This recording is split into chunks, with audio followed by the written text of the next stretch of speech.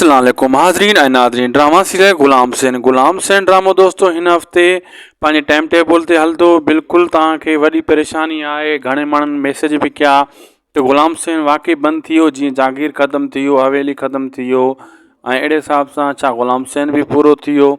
दोस्तों इहा अफ़वाह आई हुई। बिल्कुलु कुझु अदाकारनि जेका गुलाम हुसैन में डायरेक्टर कमु करे रहिया आहिनि, अदाकार कमु करे रहिया आहिनि, उन्हनि इहा ॻाल्हि कई हुई मीडिया ते त असांजी पेमेंट रुकियल आहे, पेमेंट नथी मिले टाइम ते।